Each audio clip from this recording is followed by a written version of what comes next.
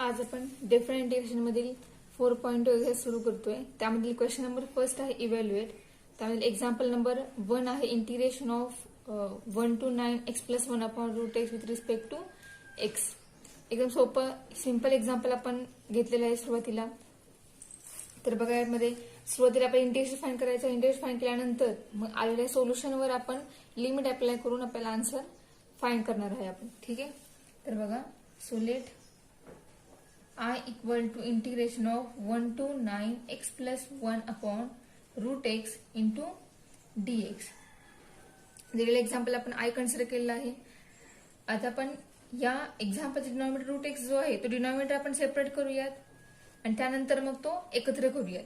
So 1 to 9 x plus 1 denominator दोघांचाही same आहे. Separate करता येईल. सेपरेट कसा होईल तो तर x upon root x plus 1 upon root x with respect to x. Integration of 1 to 9 root x divide आहे. तर रूट एक्स म्हणजे एक्स रेस टू 1 अपॉन 2 असतो आणि तोच जर एक्स रेस टू 1 अपॉन 2 न्यूमरेटरला आला तर त्याची पॉवर काय होईल प्लसची मायनस होईल. मग तेच आपण करूयात. म्हणजेच एक्स इंटू हा जो रूट एक्स आहे तो न्यूमरेटरला आल्यानंतर x raise to minus 1 upon 2 होईल. ठीक आहे. प्लस सिमिलरली हा सुद्धा रूट एक्स काय होईल न्यूमरेटर आल्यानंतर x raise to minus 1 upon 2 होईल विथ रिस्पेक्ट टू एक्स. आपल्याला 1 अपॉन रूट एक्स डेरिव्हेटिव्ह माहित नाहीये त्यामुळे आपण त्याचं कन्व्हर्जन ती जी टर्म आहे ती टर्म आपण न्यूमरेटरला आणलेली आहे आणि तो रूट एक्स म्हणजेच 1 अपॉन 2 ही पॉवर असते त्या फंक्शनची. ती त्या फॉर्म मध्ये आपण लिहिलेलं आहे. आता आपण हे जे दोन एक्स आहेत ते आपण एकत्र करूयात म्हणजे एक टर्म तयार करूयात दोन टर्मची आणि हे इंटिग्रेशन दोघांवरती सेपरेट करूयात. तर बघा नेक्स्ट स्टेप काय येईल आपली integration of 1 to 9 x raise to power 1 minus 1 upon 2. जर न्यूमरेटर सेम असेल तर बेस सेम असेल तर इंडेक्स काय होते ऍडिशन होते. त्यातला एक इंडेक्स हा निगेटिव्ह आहे त्यामुळे दोघांचं काय होईल सबस्ट्रॅक्शन होईल. Plus x raise to minus 1 upon 2 with respect to x. So integration of 1 to 9 x raise to 1 minus 1 upon 2 किती येईल तर x raise to positive 1 upon 2 with respect to x plus integration of 1 to 9 x raise to minus 1 upon 2 with respect to x. ठीक आहे. आता आपण integration find करूयात. आपल्या पूर्ण टर्म सेपरेट झालेले आहेत.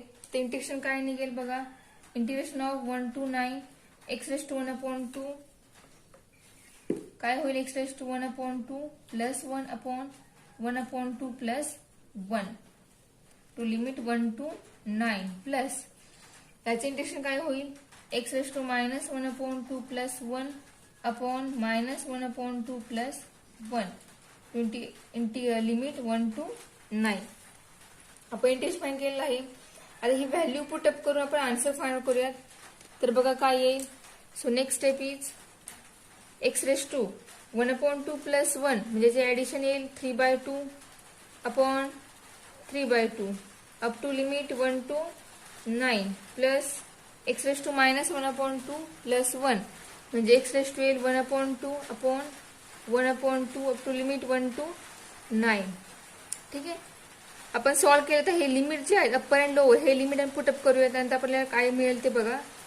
तर अप्पर लिमिट 9 आहे सो आपण अप्पर लिमिट पुट करतो. So 9 raise to 3/2 upon 3/2 minus lower limit 1 raise to 3/2 upon 3/2 plus upper limit 9 raise to 1/2 upon 1/2 minus 1 raise to 1/2 upon 1/2. आता 3/2 आहे जर रेसिप्रोकल होईल ज्या ठिकाणी आपल्याला मिळेल 2/3 इंटू 9 रेस टू 3/2 3/2 आहे म्हणजे 1/2 9 रेस टू 1/2 म्हणजे रूट 9चं स्क्वेअर रूट काय होईल तर ते निघेल 3. ठीक आहे. आणि हा जो क्यूब आहे हा त्या 3चा ऑलरेडी क्यूब असणारच आहे. फक्त 1 अपॉन 2 जो आहे तो सॉल्व्ह केलेला आहे. 3 पॉवर आहे ती आहे अशी राहणार आहे. ठीक आहे. मायनस सिमिलरली सुद्धा काय होणार 2/3 येईल 1 रेस 3/3 काय होईल 1 राहील plus next term 9 raise to 1 upon 2 तर 9चं स्क्वेअर रूट काय निघतं 3 इंटू हा 2 रेसिप्रोकल वरती जाईल 3 ला मल्टिप्लाय होईल मायनस सिमिलरली इथं 1 आहेच न्यूमरेटरला 1/1 राहील, 1/2चं रेसिप्रोकल 2, म्हणजे या ठिकाणी 2 येईल. ठीक आहे. मग या ठिकाणी टर्म कोणती येईल तर 2 इंटू 3/3, 3चा क्यूब किती येणार 27/3. ठीक आहे. क्यूबच्या आधी आपण 3 कॅन्सल करूया, त्यानंतर मग स्क्वेअर लिहूया. तर बघा 2 इंटू या ठिकाणी बेस 3 आहे, या ठिकाणी 3चा क्यूब आहे, त्यामधले एक 3 कॅन्सल होईल, म्हणजे इथं 3 स्क्वेअर मिळेल, -2/3 प्लस 3 इंटू 2 6 - 2 ह्या टर्म राहतील. आता ह्या टर्म आपण एकत्र करूयात आणि आपला आन्सर फायनल करूयात. तर बघा 2 इंटू 3 स्क्वेअर 9 प्लस हा 6 लिहूयात मायनस ही 2 टर्म अँड देन 2/3 ही टर्म पण लास्ट लिहूयात. 9 इंटू 2 18 प्लस 6 -2 -2/3. या तिघांचे ऍडिशन येईल 22 -2/3. आणि या दोघांचे सोल्युशन हे पूर्ण एक्झाम्पल सॉल्व्ह केल्यानंतर हे टर्म सॉल्व्ह केल्यानंतर तुम्हाला सोल्युशन मिळेल 64/3. ठीक आहे. डेफिनेट मध्ये आपण हे फर्स्ट एक्झाम्पल सॉल्व्ह केलेलं आहे. स्टार्टिंग इंटिग्रेशन फाइंड केल्यानंतर जे लिमिट दिलेलं आहे त्यानंतर ते लिमिट अप्लाय करून आपल्याला प्रॉपर सोल्युशन फाइंड करायचं आहे. ठीक आहे. मग यासारखं सिमिलर थोडंसं वेगळ्या टाईपचं एक्झाम्पल पण यामधलंच बघूयात आपण. फोर्थ बघा example. Integration of -π/4 to +π/4 1/1 - sin x with respect to x. आपल्याला इंटरेस्ट फाइंड करायचं आहे, त्यानंतर जे लिमिट दिलेलं आहे ते लिमिट आपल्याला ठिकाणी पुट करायचं आहे. ठीक आहे. मग इंटरेस्ट फाइंड करण्यासाठी आपल्याला ही टर्म डिनॉमिनेटरला आहे 1/1 - sin ह्याचा कोणताही फॉर्म्युला नाहीये. 1 - sin x चा पण फॉर्म्युला वापरता येणार नाहीये. ठीक आहे. म्हणजे आपण या ठिकाणी करणार काय आहोत तर या ठिकाणी एक टर्म आपण ऍडजस्ट करणार. तर टर्म कोणती करणार ऍडजस्ट तर बघा let I = integration of -π/4 to π/4 1/1 - sin x into dx. तर बघा -π/4 to π/4. आता आपण या ठिकाणी काय करणार डिनॉमिनेटरला 1 - sin x आहे. ठीक आहे.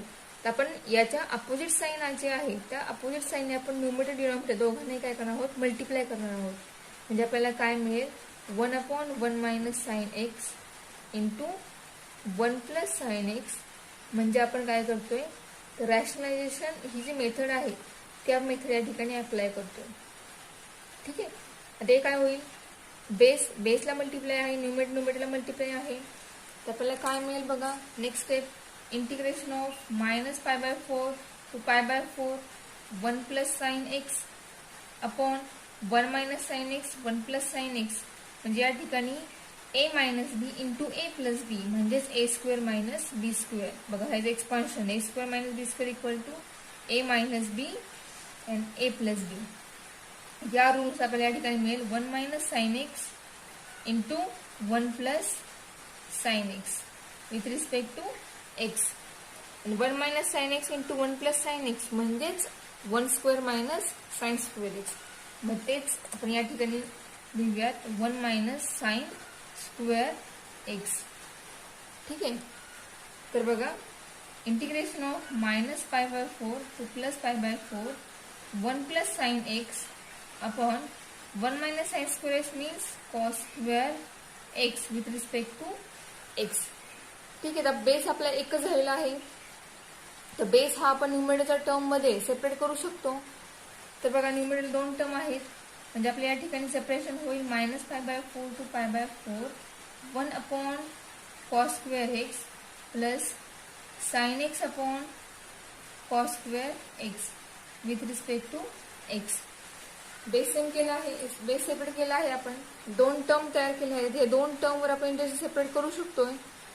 ठीक आहे. तर 1/cos² म्हणजे आपल्याला कोणती टर्म मिळेल तर बघा this equal to integration of -π/4 to π/4 1/cos² means sec² x plus sin x upon cos² x आहे. मग तो आपण सेपरेट करू म्हणजे sin x upon cos x into cos x अशा आपण टर्म लिहूयात.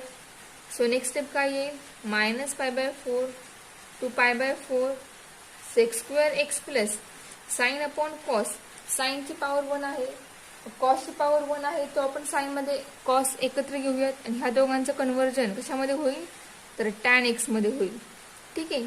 अजून या ठिकाणी 1 अपॉन कॉस शिल्लक राहिलेला आहे. 1 अपॉन कॉस म्हणजेच कन्व्हर्जन होईल सेक एक्स मध्ये इंटू डीएक्स.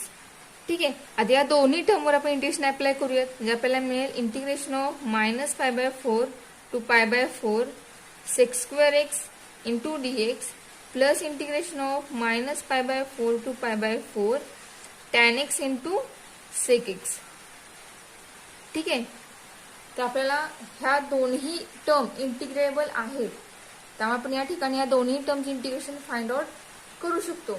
सेक स्क्वेअर एक्स इंटिग्रेशन काय येईल, integration of sec square is tan x. So tan x as limit minus pi by 4 to plus pi by 4 plus tan x into sec x. Integration is sec x as limit minus pi by 4 to plus pi by 4. ठीक आहे. आता integration find झालेलं आहे. आता आपण यामध्ये upper and lower limit put up करूयात आणि आपलं प्रॉपर सोल्युशन फाइंड आउट करूया. म्हणजे या ठिकाणी येईल upper limit put tan pi by 4 minus lower limit tan minus pi by 4. ही एक टर्म झाली. प्लस सेकंड टर्म मध्ये sec pi by 4 minus sec of minus pi by 4. Upper limit put केल्यानंतर त्यामधून लोअर लिमिट पुट केल्यानंतर येणारं answer हे त्यातून सबस्ट्रॅक्ट होतं. ठीक आहे. त्यामध्ये मायनस राहिलेला आहे. टॅन पाय बाय 4 किती असतो, तर टॅन पाय बाय 4 हा 1 असतो.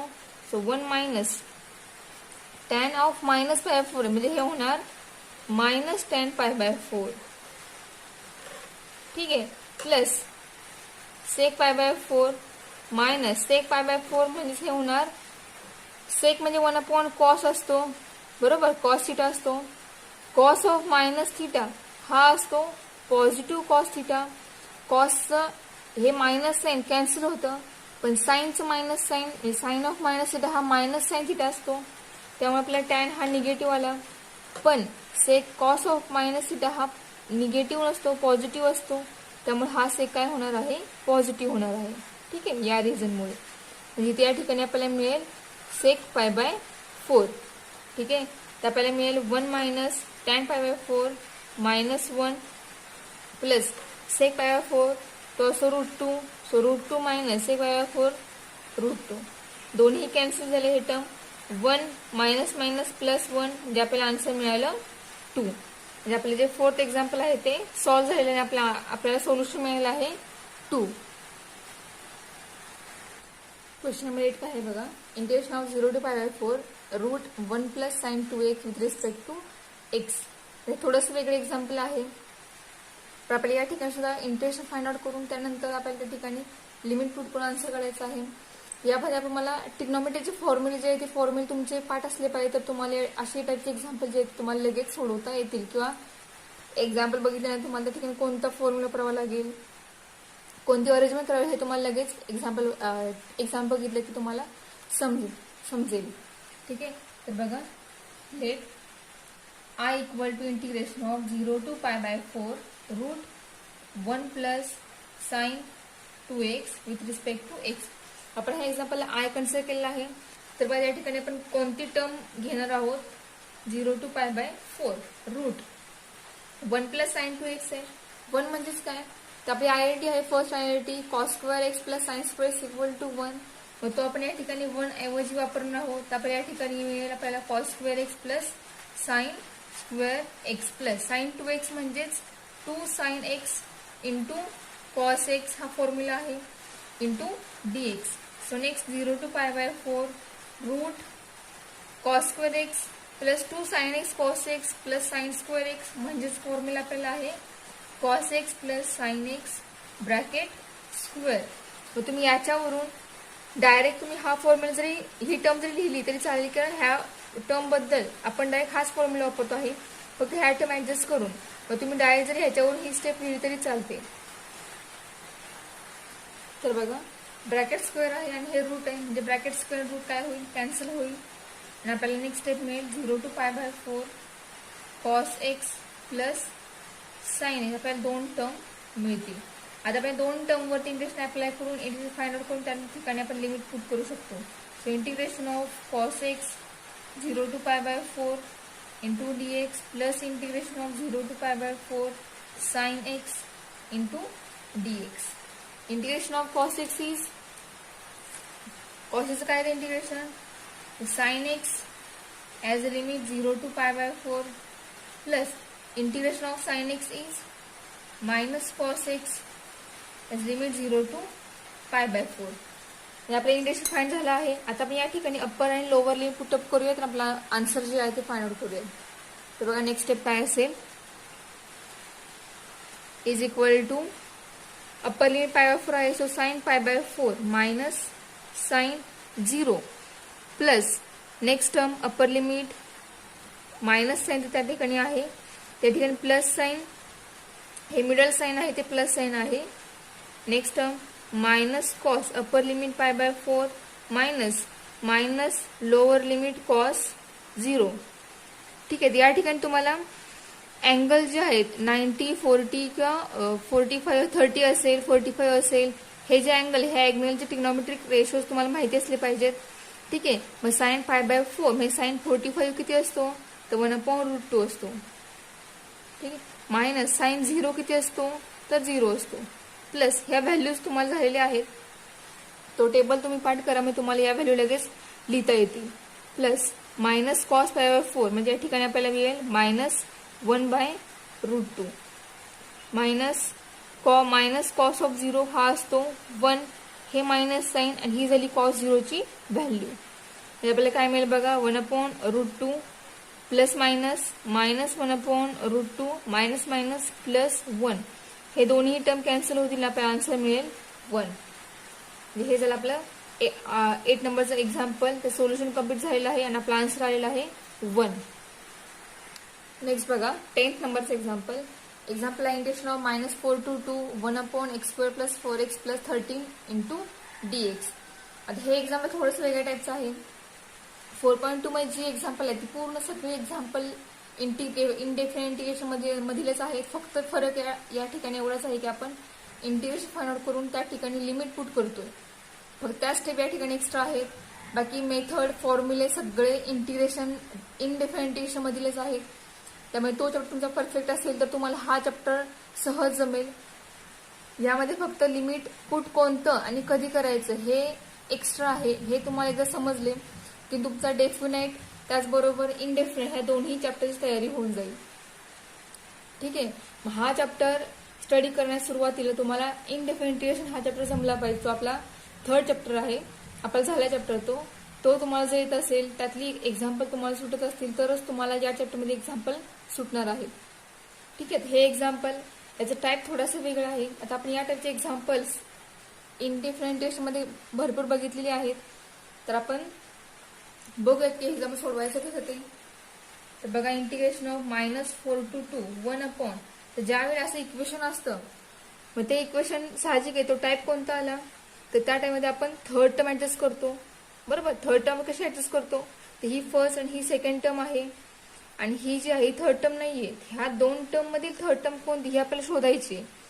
मग ही 3rd टर्म कशा प्रकारे शोधतो आपण, तर 1/2 इंटू कोइफिशियंट ऑफ एक्स बरोबर ब्रॅकेट स्क्वेअर, या फॉर्म्युल्यावर आपल्याला 3rd टर्म मिळते आणि ती 3rd टर्म काय करतो आपण या इक्वेशन मध्ये ऍड करतो आणि सबस्ट्रॅक्ट करतो आणि त्यानुसार आपल्याला x² आणि a² ह्या 2 सेपरेट टर्म मिळतात.